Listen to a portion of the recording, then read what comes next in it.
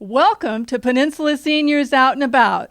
Today we're here with racing legend Parnelli Jones. How did you get into racing, Parnelli? Well, actually, I started out, in riding horses and stuff like that, and racing these guys on the quarter horses, and I became a pretty good jockey, so to speak. And in doing so, guys would let me ride their horses and give me a few bucks and things, and that maybe propelled me to be somewhat competitive. But in doing so, later when I turned 16, I sold my horse and bought a hot rod, and it kind of started from there, because then I used to have to work in garage after school to keep my hot rod running. And anyway, my cousin took his wife's old jalopy and decided to make a jalopy out of it, tore it all up, and because I was working in the garage, he thought I ought to help him, and I did so. And he used to let me warm it up. And did that hook you on racing?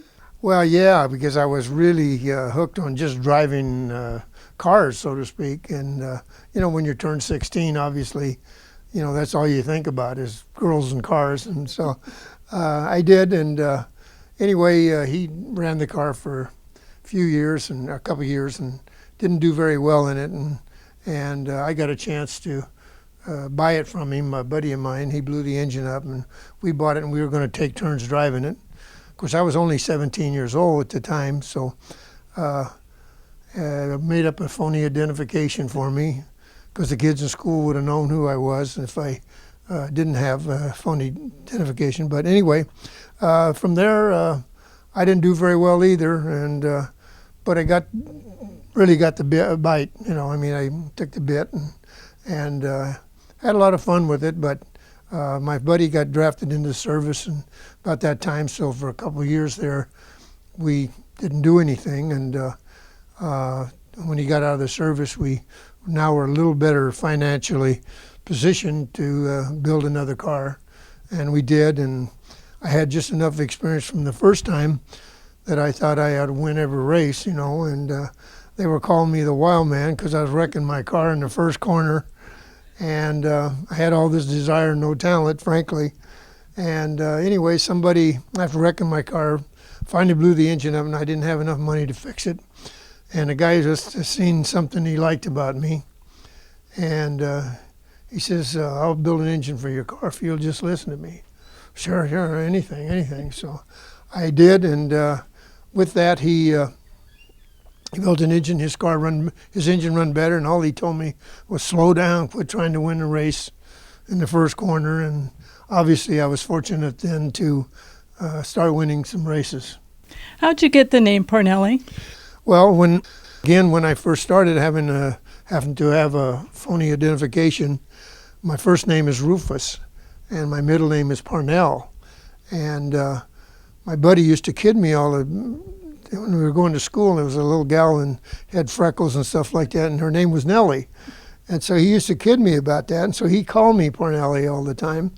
And so when I had to have this phony identification, he made it up and he put Parnelli on it instead of my first name, Rufus. Because the kids in school, if I went by Rufus, they didn't know that I wasn't 21 years old to drive. Parnelli, you've always been interested in competition, haven't you? I've always been a very competitive individual. I think you're born with that, somewhat. But I'm not a daredevil. I always wanted to win at whatever I did, and and that competitive spirit probably took me a long ways, probably more than anything else. But we call it will to win. I think in racing, that's what you have to have. And a lot of great, talented race drivers that just may be lacking a little bit of will to win. And I think the will to win carries you a lot further down the road. You say you're not a daredevil, but Pikes Peak, Parnelli, that's really on the edge. No question about it. Pikes Peak's the most dangerous race course I've ever ridden. And the first half of the course is in the trees and stuff like that. So, and then when you leave the tree line, the last half of the race is, straight off and everything else. But I want to assure you, I run as fast as I could through the trees, And when I got to the place where there was no tree, no straight off and that sort of thing, I made sure I got to the top. If I won, fine and dandy. But if I didn't, I'd take that at 2. But, I always said it takes no talent to run down and hit the wall. It takes a lot of talent to go down there and maximize your speed as much as you can and stay on course. And I've taken that attitude. Can you tell us a little bit more about the jalopies and where you went from there?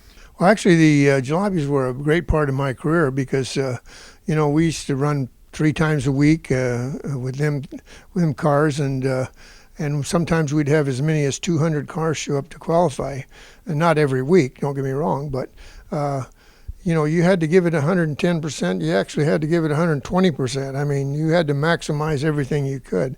And I've seen the main event with the cars just finished almost like they started, but it kind of hurt me when I went into other types of racing because I was so held on trying to maximize everything I could do. When I went into different types of racing, I didn't have that same competition. So it didn't hurt me because I didn't treat my equipment well and didn't finish a lot of races that I should have, and so on and so forth. But anyway, at one time I went out to Ascot, and it was a NASCAR modified race. And I was sitting up in the grandstands, and one of the guys that was driving one of the jalopies knew me, and he came up there and he saw me and he said, "You want to drive this car that I'm got down there that's modified?" I said, "Sure." And he said, "Well, let me go down and introduce you to the car owner." So he took me down and I introduced him to the guy, and anyway, I went out and won the main event. So I owned that ride. So that was like a step forward. And then I started, I actually was sitting at home and I'd driven a late model stock car. I'd got a sponsor, and the guy let me drive one race for this guy. And so I get a little taste of running late model stock cars. And Val Milicic, my partner, which later became my partner, was the Ford dealer in Torrance. It was called Oscar Maples Ford at the time. And they had a stock car, and I'm sitting at home, and I knew one of the guys working on the car up there, and I was thinking about calling them and see if they'd let me drive their stock car. And about that time, the phone rang, and it happened to be the guy that I was going to call, and they wanted to know if I would come and drive their stock car. So that was a great introduction to my partner, Val, who years we were together, and later as a car owner.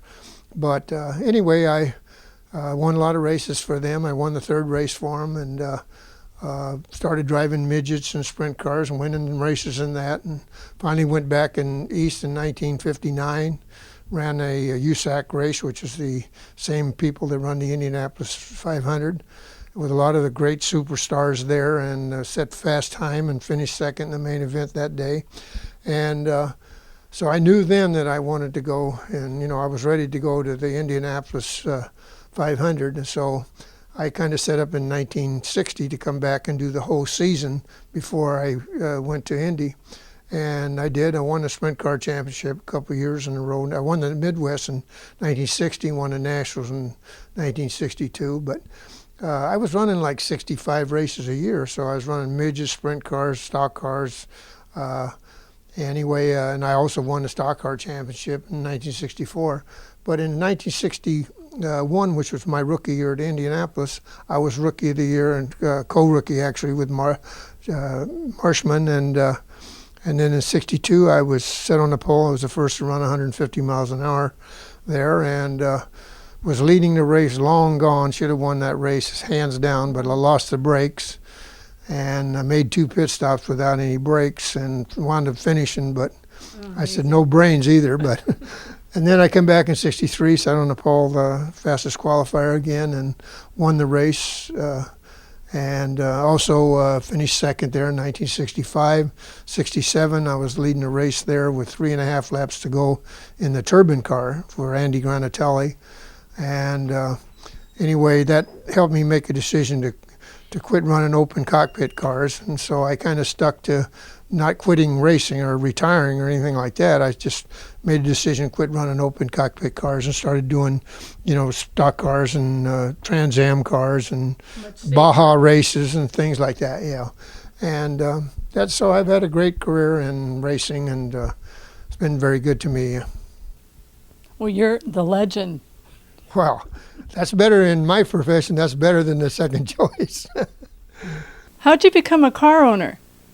Well, actually, Vel, driving for Vel, he actually wanted my partner. He wanted to support me in my Indy program. Obviously, he's a Ford dealer and had to support that as well. So he had to work at it, and probably could not afford to do the IndyCar program and stock cars and everything that I wanted to do. And anyway, after years of doing Indy, he got more and more interested in it, and so we became kind of a partner. And he wanted to get involved with Indy, and we sort of worked in it. We had a lesser team the first year or so, and I said, "Look, if we're going to do it, we got to get the right people, get the right team, get the right people working for us." And that time we hired George Bignotti and, of course, Jim Della, Martyr, main individuals with our race team. And we started right off the bat, we started doing well, and we started winning races. And, of course, we probably should have won the championship maybe even 1 year before we did, but we wound up winning the championship 3 years in a row, won Indianapolis twice with Al Unser, and also we have the 3 trophies here that represent our 3 wins. Wow. My win in 1963, Al's in 70, and also Al's in 71. But when you have a winning, start winning, building a winning team, pretty soon, we had more sponsorship than we could put on our car. So we decided to run the second car. So we built the second car for Joe Leonard, and we did well with that. Joe, in fact, wound up first year, Al won the championship, and Joe won the championship the second year. And then we added Mario Andretti because we had 3 major sponsors. And anyway, so they were calling us the super team. And with our team, we won 53 IndyCar races, won the championship 3 years in a row, won Indianapolis twice, the big races, won the 500 at Pocono, also the 500 at Ontario Speedway. So as a team owner, I'm probably more successful than I was have ever been as a driver. But anyway, having a partner like Vel, and the people that we associated with, like Jimmy Della, Martyr, George Bignotti, and some of the other teams that are in the people that work for us, we put together a great team. All right, this is Jim Della Martyr. Jim's been with us for about 40 years, forever seems like. But we've built a great relationship. He was also a great mechanic, and he was a great individual on our race team. And he was chief mechanic on our winning IndyCar in 1970 and 71. Also our championship 1 year, and quite a few of our winning races, as a matter of fact. And but anyway, Jim's been with us and been a great asset to our team. Held it together in a lot of cases. Ran our Formula One team 1 year, and I couldn't have any more respect for anybody other than Jim. But it's just nice for you to be here. And well, thank you very much. I appreciate the fine compliments. Thank you. Yes. Well, it's great to be here. It's certainly wonderful to have been able the opportunity to do what I've been able to do in my life. This is what I wanted to do when I was a young man and even a young boy. Wanted to be a race car mechanic. I wanted originally to be a race car driver, but I found I didn't have enough talent. So I decided I would do something else, and it's worked out very well for me. And it's been a pleasure and a joy working for the Parnelli Jones and Vel Militich families. I've done a lot of different things for them, and I couldn't have asked for a better place to work. As a matter of fact, I've always said this has never felt like a job to me. I've never felt like it's been work. Well, actually, Parnelli and I go back a lot longer than the 40 years that I've been working for him. Earlier on, in about 1967, was working for another team, and we decided that we were going to campaign a sports car in the Can-Am series, and it was co-sponsored by Firestone and Ford, and so that would mean the most likely driver who was available would have been Parnelli, and I was always hoping that someday I would get the opportunity to work on a car that he drove, and lo and behold, the opportunity came. You didn't like me in '67, though. This was '67. You didn't like me then, remember? Well, yeah, I didn't like him in '60. I lost love for him in only '67 when he drove the turbine car, and I did not like him for that. However, I patched it up with him during the year when he drove the car.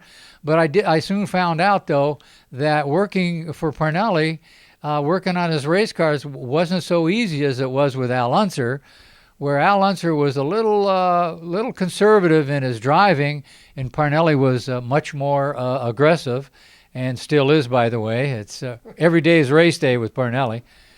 Anyway, I was assigned to do the body work on the car, which was, unfortunately for me, the longest hours, because Parnelli had a knack for hitting every cone and every hail bale in the corner when he was cutting corners on this road course.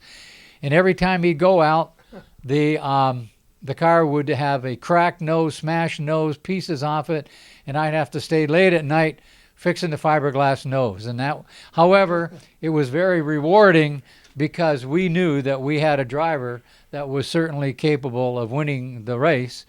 And so it worked out wonderful for us, but that was my first time working on a car with Parnelli. But I've enjoyed every minute since then, actually. Actually, one time I was driving one of them and he pulled the gear shift right out of the car. Yeah, Stardust Raceway in Las Vegas. Parnelli had this reputation of being very hard on cars, and in fact, Bill Stropp used to say Parnelli could break an anvil with a rubber hammer. So this one race, he was leading the race, and he came in about the 34th lap with the gear shift lever in his hand. So it tore it right out of the side of the car, which he was living up to his reputation. I like to tell a little story about Parnelli, and it relates to these trophies behind us. These are Indianapolis 500 winning trophies, and the year before that we had a very interesting development in the 1969 race when Al Unser was our driver, and the evening before the Indianapolis 500 qualifying, Parnelli and Al decided to go out for a motorcycle race. So why don't you tell him what happened the night, the evening, Mr. Jones? Actually, we had these little small Kawasaki motorcycles, and we were riding in the infield at Indianapolis, having a good time, and we're going through these little gullies that they use as drains for the water and stuff like that. Anyway, Al come out of one of them, fell over backwards, and the peg hit him in the ankle, and he got a compound fracture and couldn't run the race. And that was the first year that we'd put Jim and Bignotti and Bell and I had put together the whole team and really had a great effort and had a great car. And here we blew it all right there. I almost got back in the car and started to bring back my career. I mean, I had quit in 1967. This was 69. I'd set out in 68. So it came close, and kind of glad now that I didn't, but I think if I had have, probably still been there trying to run like some of the old-time drivers that stuck around too long. Well, you'll notice the Vels Parnelli Jones racing signs above our trophy case. When we moved our race shop and retired from racing and built some new buildings, we thought it'd be a good idea to take the letters that were on the building and put them on top of the trophy case. Those letters up there were done in 1971. So they've been in existence a long time, and hopefully be a long time to come. We're upstairs where the real collection is. What's behind us here, Parnelli?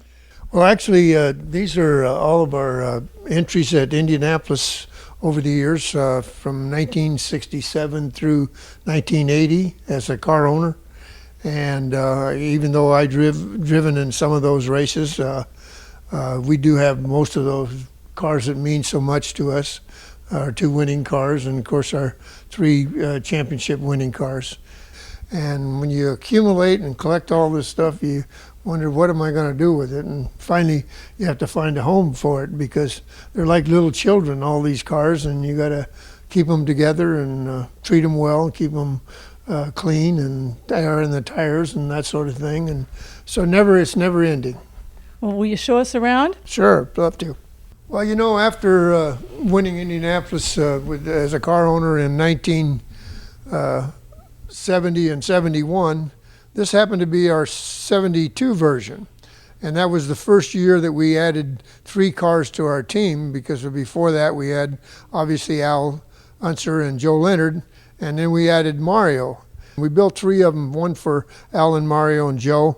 And this particular car was built for Al, and we finished second at Indianapolis after winning 2 years in a row, and also the championship. But the story behind that is Roger Penske with Mark Donahue sat on the pole at Indianapolis, and we finished anyway. We finished. They blew about, well, first of all, they blew about 6 or 7 engines during the practice and during the month of May. And the last minute, we were involved with a company that built our engines, and we sold them one of our engines. And anyway, they wound up winning the race. We finished second. Al Unser finished second in this car. Joe Leonard finished third in another car just like it. I think Mario was sixth or anyway. But after finishing second, after winning 2 years in a row and selling them the engine, I decided I better build a belt and that had a boot on it and a button so I could kick my own butt. And basically that's the way I kind of felt after that year. But anyway, we were very successful with that car at the end of the year, because Joe Leonard won the championship and won just like this one. Well, after 1972, with 3 cars with our Alan, Mario, and Joe, we built 3 new cars for them in 1973. And this car here being something special, because in 1973, we set a closed course world's record at 214 miles an hour at Texas Speedway while we were qualifying for the race. And we probably had close to 1,000 horsepower in the car at the time, because the Offenhauser engine, which was the same engine we had in the 72 car, we also had in 73, you could actually turn the boost up to make that kind of power. And the reason you could is because the Offenhauser engine, only being a 4-cylinder engine, had no head gasket. And you actually bolted the head, the whole part of the half of the engine to the crankcase. And you could turn that power up a lot and without breaking it and without blowing the head gasket. But this happens to be one of my favorite cars in this collection. It's not one that we built, but it was built in England by Colin Chapman of Lotus, and it was brought to Indianapolis in 1964. Jimmy Clark drove it. He sat on the pole, was the fastest qualifier, and was leading the race. And they ran Dunlop tires, I think, and the left rear tire came apart and tore the suspension up, and he didn't finish the race. Well, later that year, I was kind of contracted with Ford and Firestone. They wanted to run the car at Milwaukee, and they wanted me to drive it, and which I chose to do so. Anyway, it was the first rear engine car for me to drive, and anyway, I went up and set fast time and won the race up there. And then toward the end of the year, I drove the other Lotus, similar to identical to it, and won Trenton, New Jersey. At the end of that year, Ford then gave me this car, and that's the reason we still have it, obviously. And I came back and won Milwaukee again with it. And again, it was unique for me because it was my first rear engine car to drive. And if you notice, or the suspension on the different side, it says longer A-arms on the right side than it does on the left. And the reason for that is you want to get as much weight to the left-hand side as you can, and that was their version of doing that. We don't do that anymore, but at that time, it seemed to work quite well. It had a Ford engine, and of course, when I drove it, it had Firestone tires on it, so it didn't tear the suspension up. And anyway, I went on, and Jimmy Clark won in a new Lotus, similar to this car. He won, and I finished second in 1965 with it at Indianapolis. So the car has quite a history. Well, you know, in 1967, I came within 3.5 laps of winning Indianapolis in a car that was just before this one here.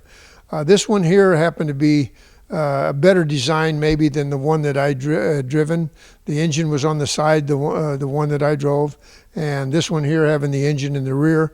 But both cars were four-wheel drive, and nobody really gave them a lot of credit for the handling qualities that they had.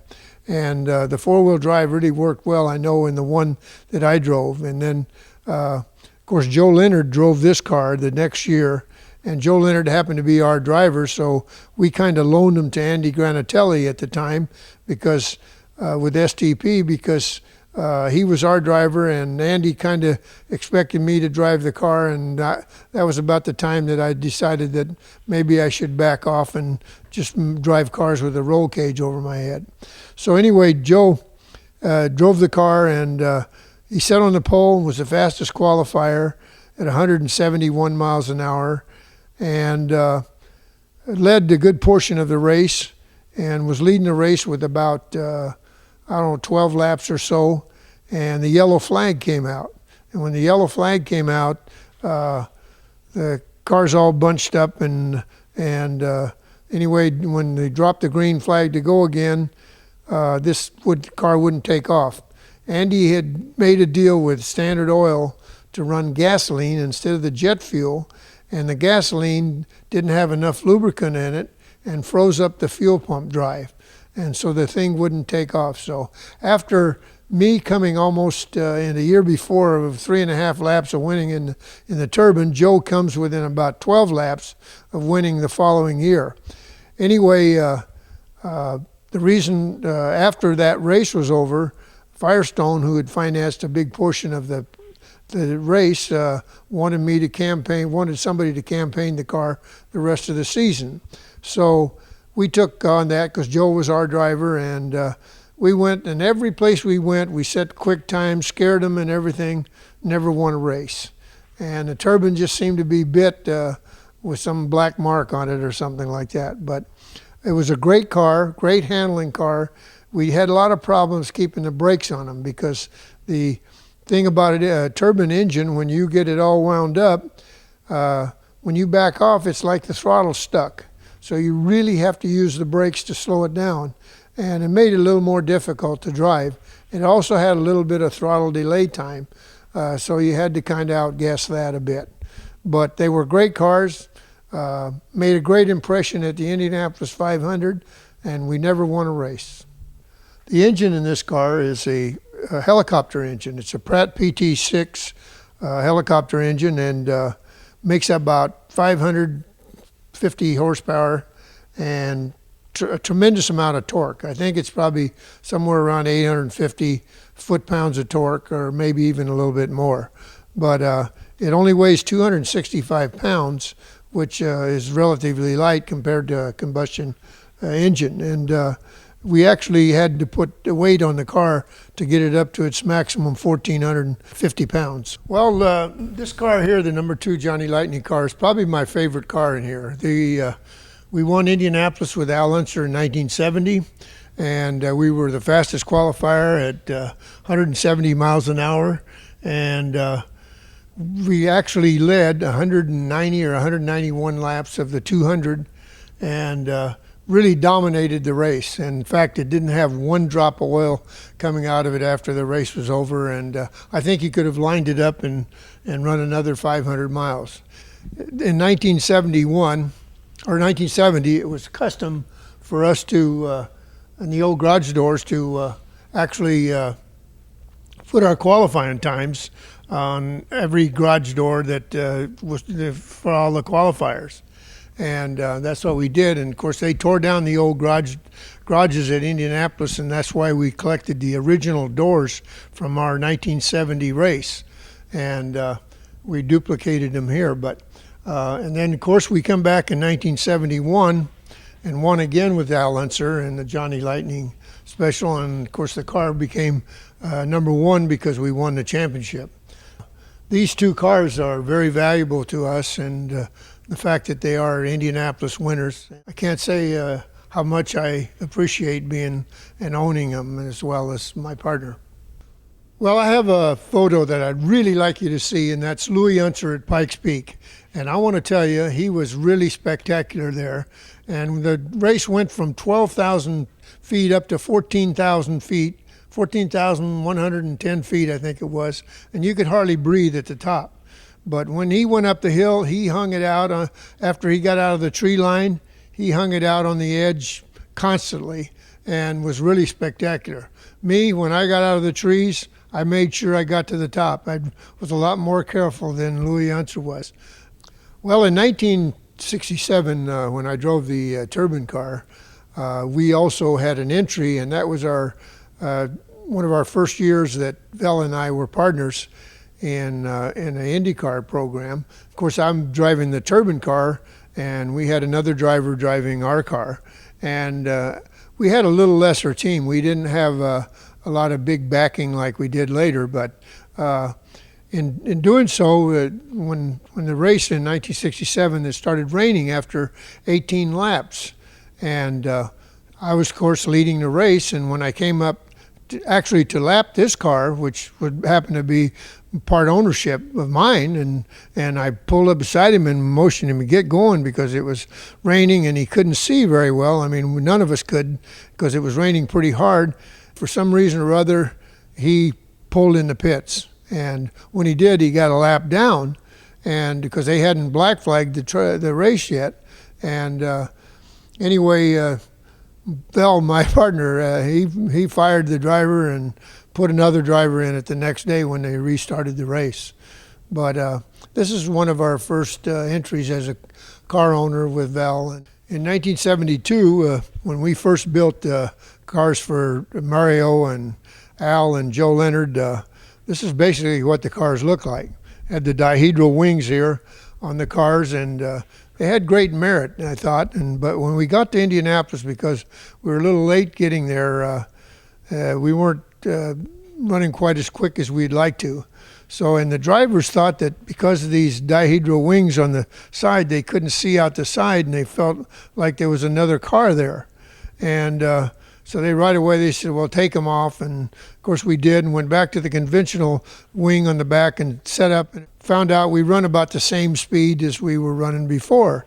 And so we didn't get a chance to really sort this out. In fact, finally corrected the problem we had, which was in the front end, and we changed the roll center and corrected the car.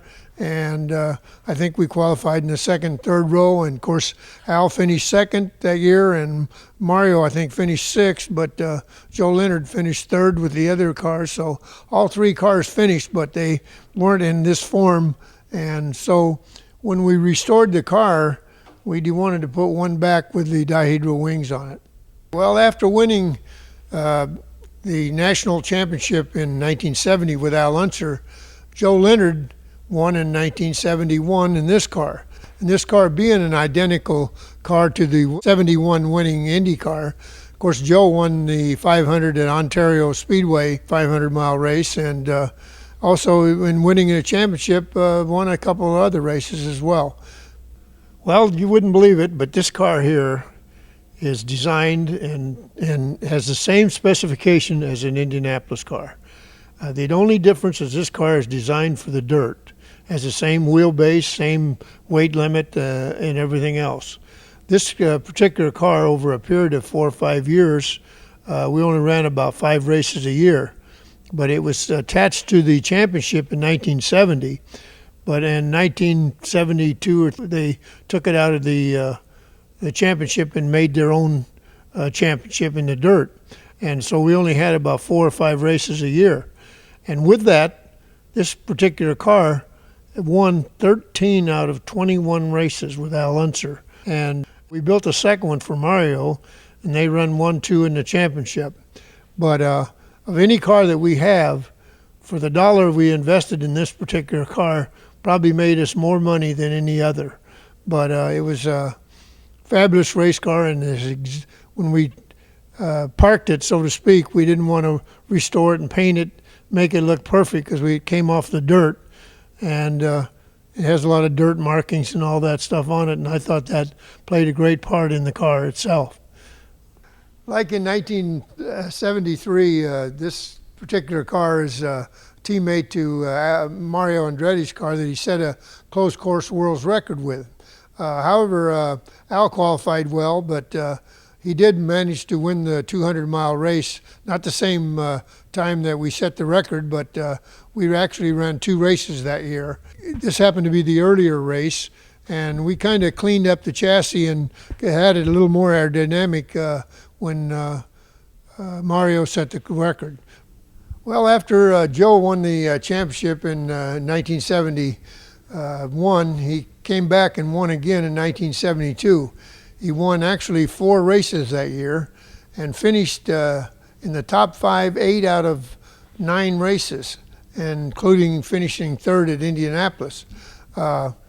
Anyway, he was very dominant that year and actually won the championship with a couple of races left that year, and won a 500-mile race at Pocono and was real dominant. Parnelli, how did you get into off-road racing? Well, actually, joking aside, I couldn't stay on anymore. But really, I'd won the stock car championship for Bill Stropp in the Mercury in 1964. And after that, Bill Stropp was running 2 or 3 Ford Broncos and different off-road races, and he asked me to drive one, and I thought, well, no, that's not my cup of tea. So, but he knew how to get to me, and he said, well, you're probably not man enough to do it anyway. And that was like throwing a red flag. So I said, you get that sucker ready. And so anyway, the first race was the Mint 400 that I was going to do, and he put another guy with me, and so I said, if I'm running too hard or whatever, you tap me on the knee. And he about beat me to death. And obviously he was more correct than I, because I run the car right into the ground. I mean, knocked the front tires off it, cauliflowered the wheels around the backing plates, and it was a mess. And it finally just came to a stop and wouldn't run anymore.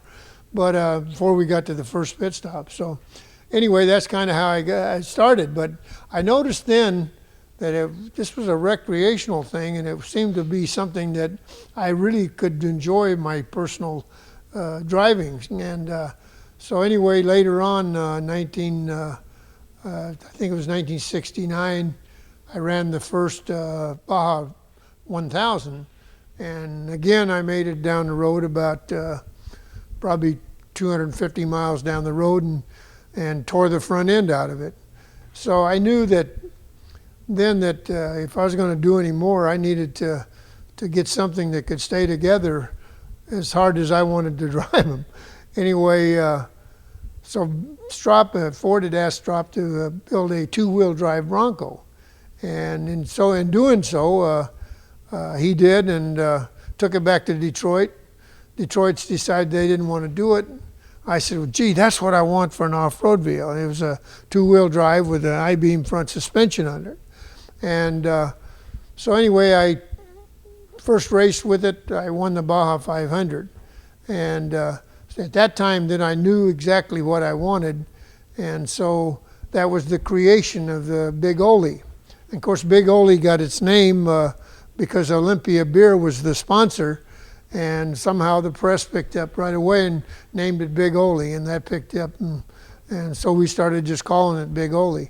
But the fact that when we built it, it's all fiberglass body, has a tube frame, has an I-beam with trailing arms on it, and has a coiled over, big coils on it, no leaf springs or anything like that, and custom built. It has you had to have a top on top of the car So I thought if we have to have a top, we might as well make a wing foil out of it.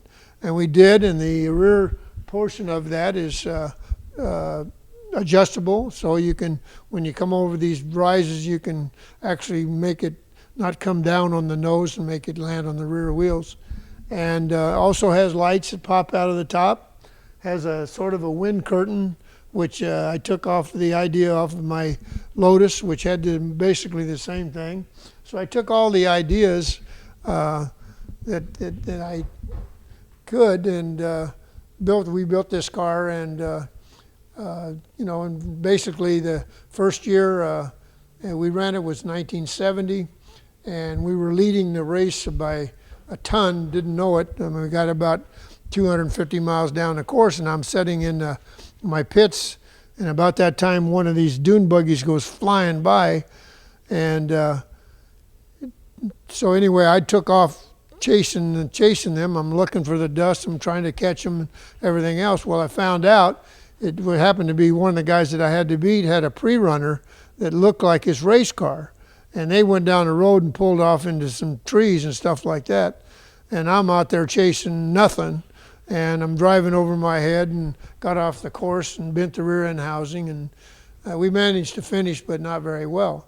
But I knew then that next year I just had to keep that thing together, and and not overkill it, and not let things like that bother me. Because anyway, when we come back the next year in '71 and won, actually going away, but and that's another story, because the record was like 16 hours and something. I think it was almost 17 hours, and after the officials would get on in an airplane after they started all the 3,300 cars, and they'd fly to the other end, and on the way down there they'd make up a pool what was going to be the quickest time. And my friend Nico Saad, that owned the San Nicolas Hotel, he asked me, he says, "How long is it going to take you?" And I says, 15 hours. So he got in the airplane and he put down 15 hours, and everybody else was putting 16, so on and so forth. And they thought he was nuts. Anyway, I did it in 14 hours and 59 minutes. Parnelli, I understand you ran out of gas in this, and also there was a tequila bottle involved. Can you tell us about that?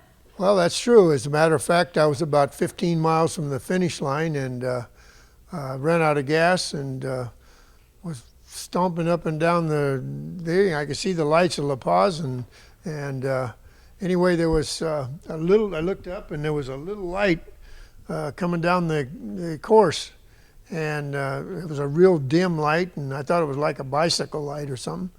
But anyway, when it got there, was a couple of Mexican guys, and the belt had came off their engine, and it wasn't charging, so that's why the light was so dim. But the fortunate thing is they had a full tank of gas, and so I ran over there, and I pulled out a $20 bill, and they had a bottle of tequila, which is here, and I grabbed it, poured the bottle of tequila out, poured it out, and handed the guy $20, and ripped off one of his windshield wiper hoses and siphoned one bottle at a time, and until I got it filled, and got it up to probably enough gas to make it the 15 miles that we were there. But what happened on the last pit stop is the Mexican guy that was pitting this side, because he has two fillers, one on each side, and when he went to instead of dumping it in the gas, he opened this here, which is the thermos bottle, and poured the gasoline in the thermos. Of course,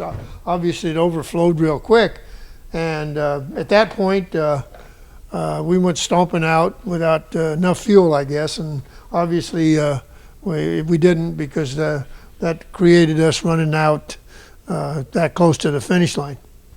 Well, I'd like to show you what the car looked like after the 1973 500. I took off, and believe it or not, I got a few miles down the road. I laid it on its side, and there happened to be a motorcycle guy there, and it kind of laid on a piece of cactus, and so between the three of us, we were able to plop it back over on its wheels and continue on down the course.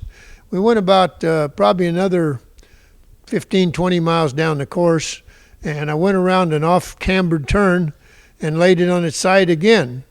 And they happened to be a lot of, because there's a big Aurora there, a big deep gully. And when I went around the corner, it just kind of laid over real easy. And the Mexican spectators that was there came over, grabbed it, and put it back on its wheels like that.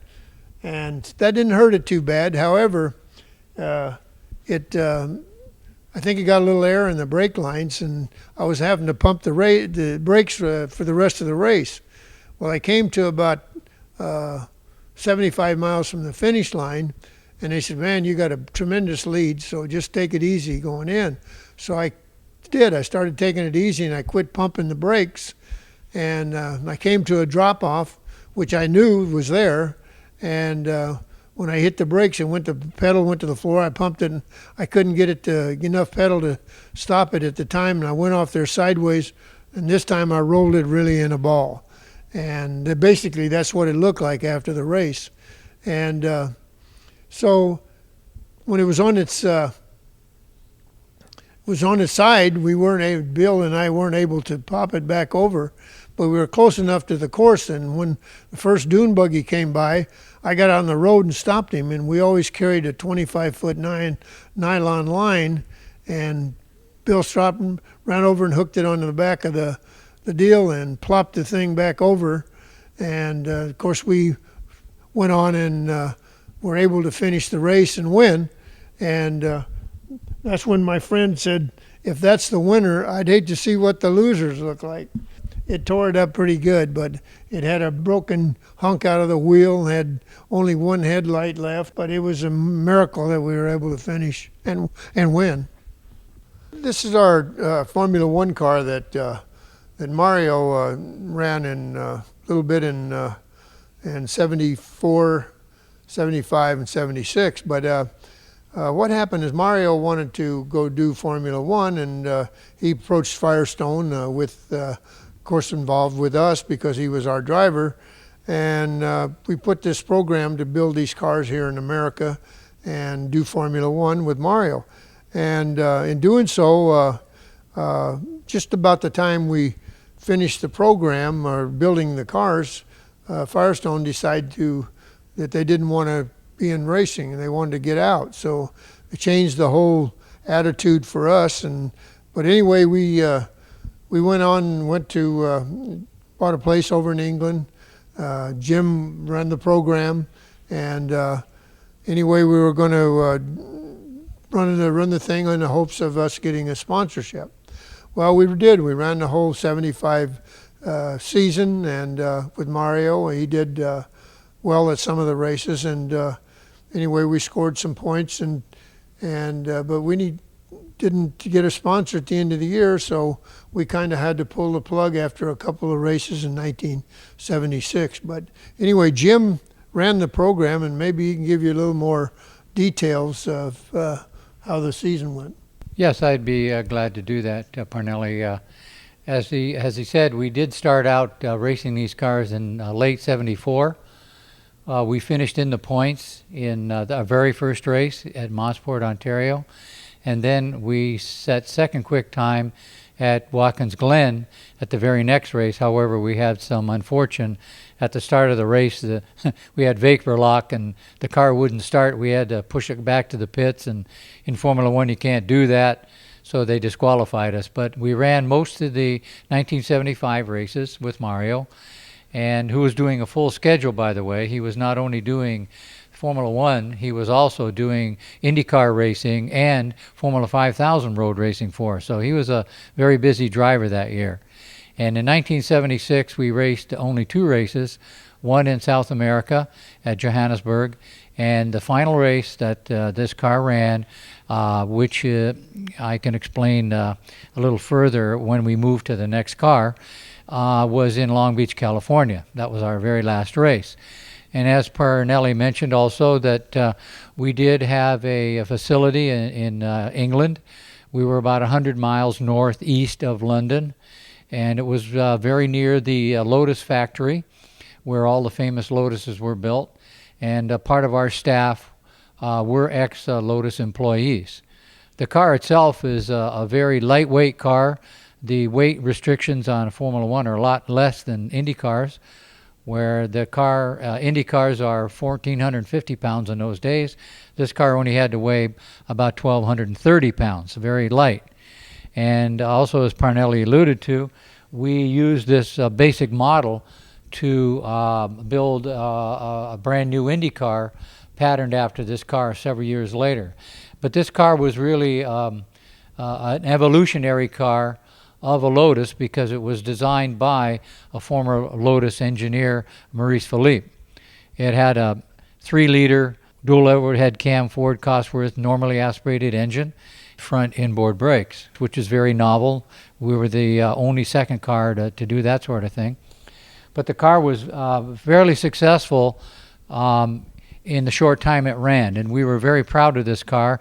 As you can see by the side, we flew the American flag along with Roger Penske's team, and I myself enjoyed the Formula One circuit because this little guy from Canada was able to see the world and enjoy myself. I did miss my home, however, but I did enjoy very much traveling for the Vels Parnelli Jones team in Formula One. As I said earlier, I'd like to point out the difference between the two cars, other than the obvious, which is the colors.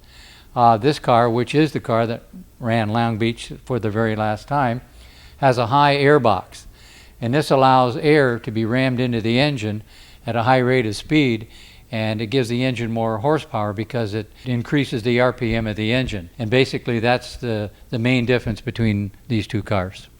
I understand there's an interesting story behind this picture. Well, actually, it happened a long time ago, but... But if we twist your arm, will you tell us the story?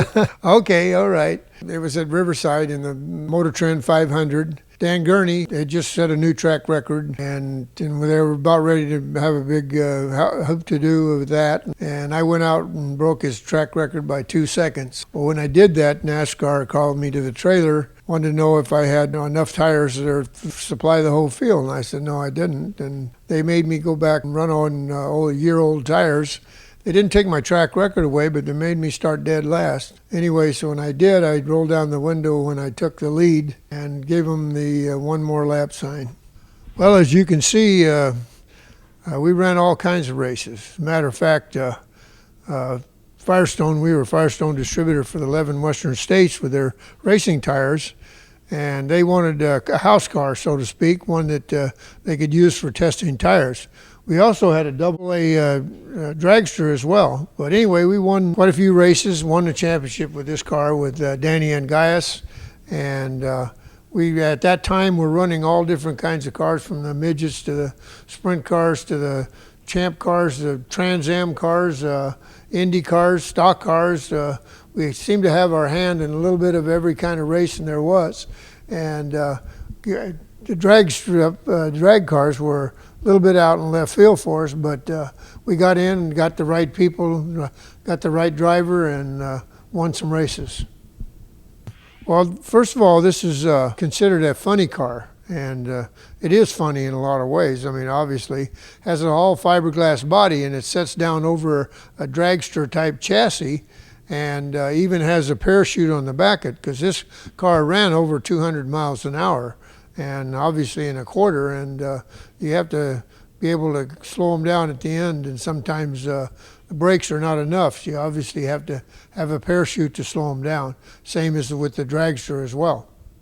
Okay, Parnelli, I understand this is the car that puts you on the map. Can you tell us about that? Well, it certainly is. This is not the actual car. This is a replica of an identical replica, as a matter of fact, of my original car, which is in the museum at Indianapolis.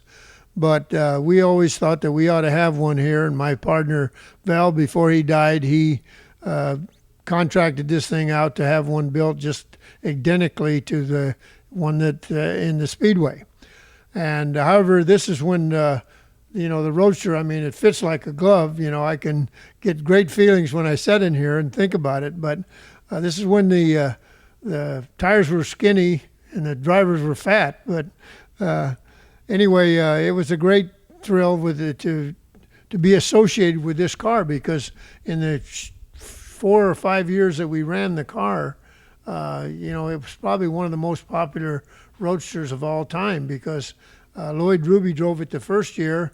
I think he finished 7th, and then I was Rookie of the Year, led the race for 27 laps. It in 1961, and then in 1962 we were the fastest qualifier at 150 miles an hour at Indy.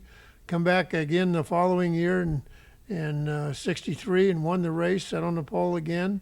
And then in 64, I was while leading the race. I came into pits and the car caught on fire in the pits, and that ended this car's career, but the actual car. But because of that, it became very popular. I mean, most of the Roadsters were built around it. We changed it from year to year. We updated it. It wasn't the same car every year that we brought back. We made a lot of major changes, some good, some bad. I think the car that caught on fire in the pits, I think we made a big mistake. We made a tail tank all made out of aluminum, and we used to carry 75 gallons of fuel, and I think the tank in aluminum was probably not as strong as the past steel tank that we had. But in all, the car was great and handled great and fit me well at Indianapolis, and we had great success. Parnelli, you're holding a milk bottle, just like you are in the picture behind you on Victory Lane. Can you tell us why you're holding the milk bottle, and tell us a little bit about what it felt to win then? Well, I can't tell you how much it means to me for sitting here duplicating my winning at Indianapolis and Victory Lane. But the Milk Bottle Association out of Indianapolis started way back in the 30s, and they decided it was a great promotion for their milk. And I think Louie Myers won the first year, and thank God I was fortunate to do that. And it just was a tremendous thrill to get in there and take a big swift of milk in Victory Lane. Well, thank you, Parnelli, for sharing your car collection and your stories. They're really something. Is there something else you'd like to add? Well, I have to give a lot of credit to my partner, Val. We lost him about 10 years ago, and he's the one that's really responsible for us collecting and saving all these cars. Of course, Jim that works for us, obviously did all the preparation and taking care of them and all that. And it's just nice for us to enjoy them, and I hope that you enjoyed them as well as we enjoy them. Oh, absolutely. Thank you for having us. Thank you. This has been Peninsula Seniors Out and About. I'm Betty Wheaton. And Parnelli Jones. See you next time.